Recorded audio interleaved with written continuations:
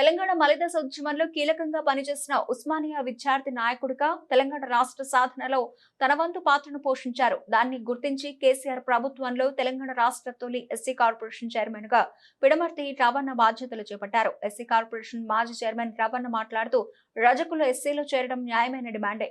రజకులు SC జాబితాలో చేరడం చేతి సంఖ్యాబలంతో పాటు రాజకీయ వాటా పెరుగుతుందన్నారు. తెలంగాణ రజక రిజర్వేషన్ సమితి రాష్ట్ర అధ్యక్షులు గోపి రజక గత 7 సంవత్సరాలుగా ఎస్సీ ఉద్యమం చేస్తున్న తీరును చూస్తున్నారన్నారు. వారు చేస్తున్న పోరాటానికి తమ మద్దతు ఉంటుందన్నారు.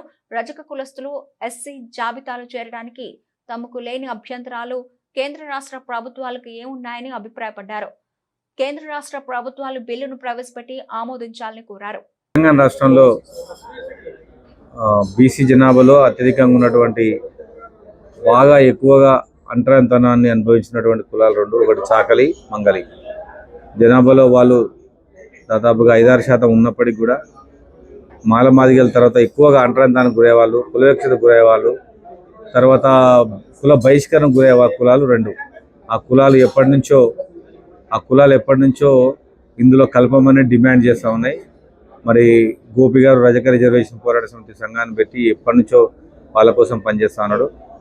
నేను రాష్ట్ర ప్రభుత్వాన్ని కోరేది ఏంటంటే ఆ రెండు కులాలని ఎస్సీలో కలపాలని నేను కోరుతా ఉన్నా. వారికి మా సంపూర్ణ మద్దతు, వారు చేసే ఏ ఉద్యమానికైనా మా మద్దతు ఉంటుందని కూడా ఈ సందర్భంగా తెలియజేస్తూ, మరి ఆ రెండు కులాలు రావడం ద్వారా తెలంగాణలో ఎస్సీ జనాభా 22-23% పెరుగుతుంది. కాబట్టి దళితుల జనాభా ఎక్కువైంది. కాబట్టి దాని చాలా సంతోషకరమైన పరిణామంగా మనం భావించి వారందరికీ కూడా స్వాగతం చెప్తూ రాష్ట్ర ప్రభుత్వాన్ని కూడా ఈ రెండు కులాలని ఎస్సీలో కలపమని మేము కోరుతాం.